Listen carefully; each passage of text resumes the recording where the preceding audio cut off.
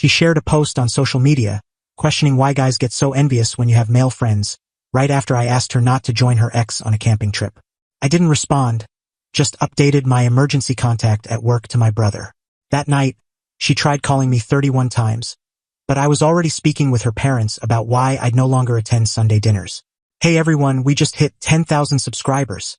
A massive thank you to all who've supported the channel.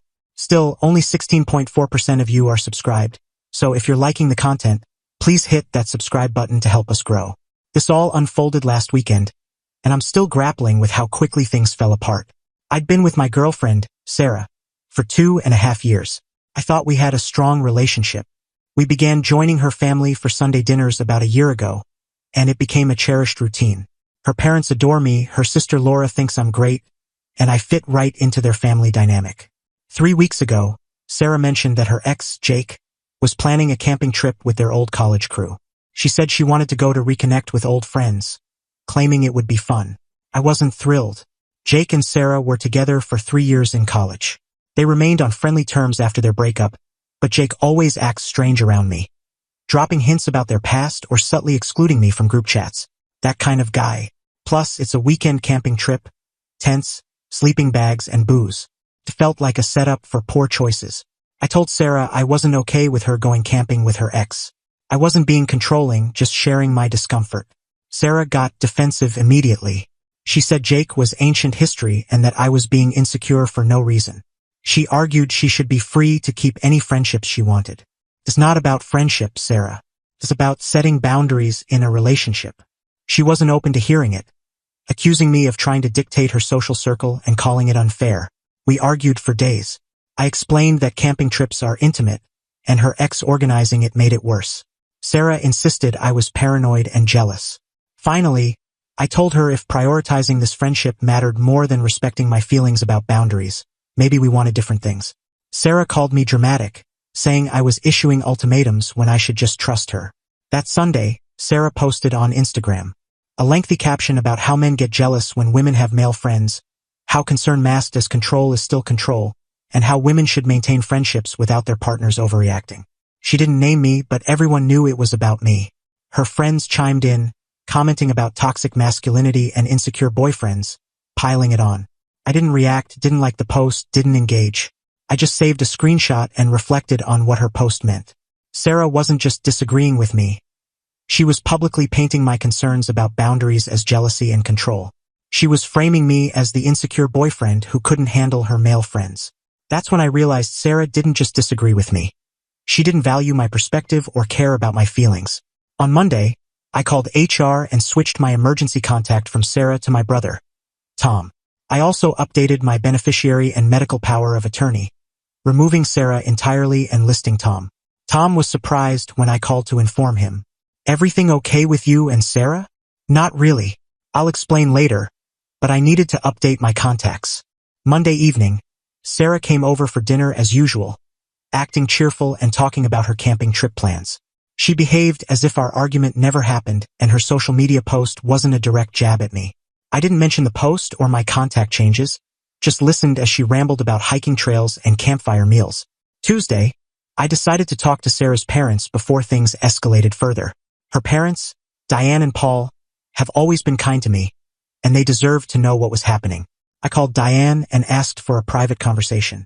Diane, I need to tell you that Sarah and I are having serious issues. I likely won't make it to Sunday dinner this week. Diane was concerned, asking what happened and if she could help. I explained carefully. Sarah wants to go camping with her ex, and when I voiced concerns about boundaries, she posted on social media, calling my concerns jealousy and control. I don't want to put you in the middle, Diane. I just wanted you to know why I might not be around as much. Diane was quiet, processing. Thank you for telling me. That doesn't sound like the Sarah we know. I said she's free to make her choices, but I can't stay in a relationship where my boundaries are publicly ridiculed. Diane thanked me for my honesty and hoped we could resolve things. Wednesday, I had a similar talk with Paul. He took it as expected.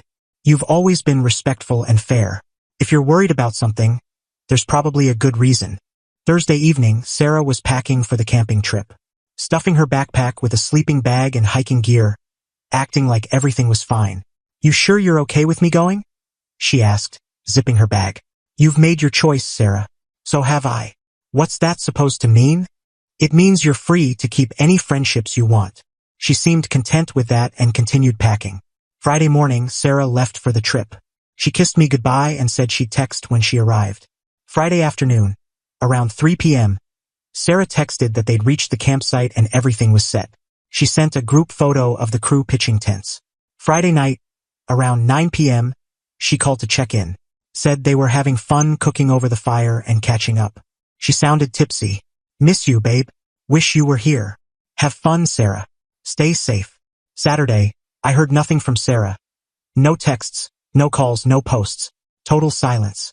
Saturday night, around 11 p.m., my phone started buzzing. Sarah calling. I didn't pick up. She called again right after.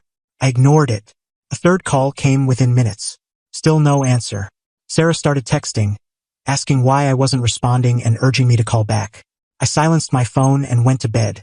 Sunday morning, I woke to 31 missed calls and about 50 texts from Sarah. Her messages went from worried to angry to desperate. She was clearly spiraling over my silence. Instead of calling her, I drove to her parents' house. I knew this might be my last Sunday dinner with them, and they deserved an explanation. Diane and Paul were surprised to see me without Sarah. I told them Sarah was still camping, and I needed to discuss our relationship. I'm breaking up with Sarah. This will likely be my last Sunday dinner here. Diane looked heartbroken. Paul seemed disappointed but not shocked. I explained that Sarah prioritized her friendship with her ex over my feelings about boundaries. She publicly called my concerns jealousy and control instead of talking to me. She posted on social media, painting me as the controlling boyfriend instead of addressing our issues privately. Paul nodded. That's not how you resolve relationship problems. I said we wanted different things. She wanted freedom without considering her partner's feelings, while I wanted mutual respect and communication. We had a bittersweet final dinner. Diane packed me leftovers, as always. Both hugged me goodbye, saying they were sorry it ended this way. Around 6 p.m., Sarah got home from the trip. My phone started ringing. Where have you been? I've been calling you all night and day. I was about to call hospitals. I was at Sunday dinner with your parents. Why didn't you answer me? Because I was explaining why I won't be at Sunday dinners anymore. Silence. What are you saying? I'm saying you chose a camping trip with your ex over respecting my feelings. It was just a trip with friends. And posting on social media calling me controlling was just you venting, right? More silence. You saw that. Everyone did, Sarah. That was your goal, wasn't it? I was just upset. You were overreacting. You publicly attacked our relationship instead of talking to me. There's a difference. Nothing happened on the trip. I'm sure. But you showed your priorities when you mocked my concerns publicly instead of talking privately. You're breaking up over a post? I'm breaking up because you don't respect me or our relationship enough to handle disagreements maturely. Update. 3 days later, Sarah's been trying to fix things, but the reality is sinking in. Her parents are disappointed in her actions, and she knows it. Laura called me to check in, saying Sarah's been crying to their mom, claiming I overreacted to a simple trip. Their mom told her posting online instead of talking to me was immature and disrespectful. Diane reportedly said airing relationship issues on social media shows poor judgment. Sarah's been sharing vague posts about how some men can't handle strong women. Her friends are backing her, but her family's been more critical. The camping trip didn't go as Sarah planned. Laura heard from mutual friends that Jake was overly flirty with Sarah, making her uncomfortable. She wanted to leave early, which is when she started calling me in a panic. My silence made her realize something was wrong. Tom called, asking if I was okay since Sarah contacted him, claiming it was an emergency. I told her to call 911 if it was serious. Sarah didn't like that. Yesterday, Sarah came to my place wanting to reconcile. She apologized for the post and admitted the trip with Jake was inappropriate. She said she now understood my concerns. I listened, then explained why her apology wasn't enough. Sarah, you didn't just mess up. You attacked my character publicly instead of talking to me. That's not a mistake. It's a choice. I'll delete the post and apologize online. It's too late. You showed how you handle conflicts. You don't talk to me. You attack me publicly. That's not fair. No, Sarah. Disrespecting me online wasn't fair. Sarah argued that everyone makes mistakes and deserved another chance. This wasn't a mistake. You chose to prioritize your ex and mock me publicly. She left upset, finally grasping that actions have lasting consequences. 3 weeks later, Sarah's adjusting to life post-breakup.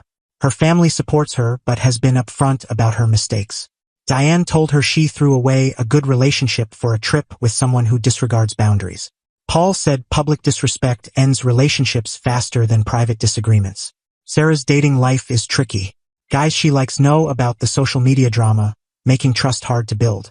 Jake pursued her after the trip, but she wasn't interested. She only wanted his attention when it validated her stance against me. Once single, his advances felt wrong. My life's been better without the drama.